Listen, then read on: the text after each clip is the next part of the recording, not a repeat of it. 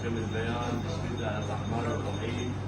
وإن عاقبتم فعاقبوا بمثل ما عوقبتم به ولئن صبرتم له خير للصابرين. صدق الله العلي العظيم.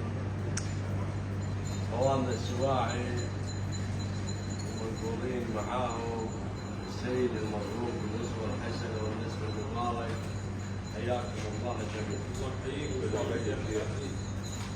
لقد كرم الله سبحانه وتعالى الإنسان وخلقه في أحسن تقويم، وفضله على كثير ممن خلق تفضيلا، وجعل له نورا يمشي به بين الناس إن هو آمن بربه وأسلم وجهه إليه وهو مسلم، فيزداد بإسلامه شرفا وكرامة، لتكون له حقوق وواجبات من إخوانه وتكون لهم حقوق وواجبات منه.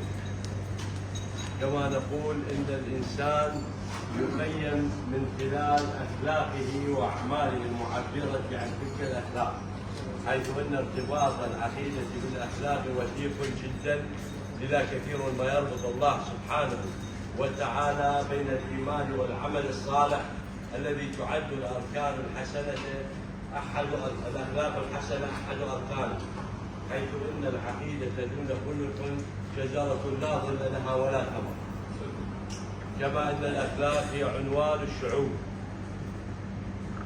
وقد حثت عليها جميع الأديان ونادى بها المصلحون، فهي أساس الحضارة ووسيلة للمعاملة بين الناس، وتغنى بها الشعراء ومنهم أحمد شوقي حيث قال: إنما الأمم الأخلاق ما بقيت، فإنهم ذهبت أخلاقهم ذهبوا.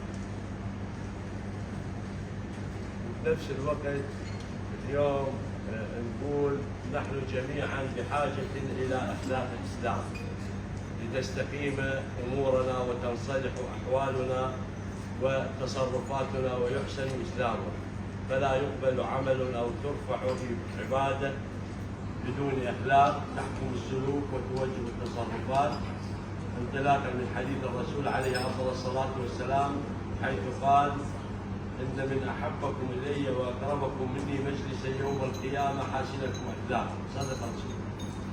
العرب تقول: اللي عثر برجله يقوم واللي عثر بلسانه ما يقوم، واليوم الساعد عثر بلسانه أمام الأمة. لذلك نقول حيا الله اخواننا السواعي، حيا الله المنقولين معاهم في مقدمتهم السيد المبروك ان شاء الله، وان شاء الله هذه الجلسه مباركه بحضور الجميع ان شاء الله، وما يصير غير اللي يسركم ويرضيكم مسبوقا برضا الباري عز وجل. والسلام عليكم ورحمه الله وبركاته.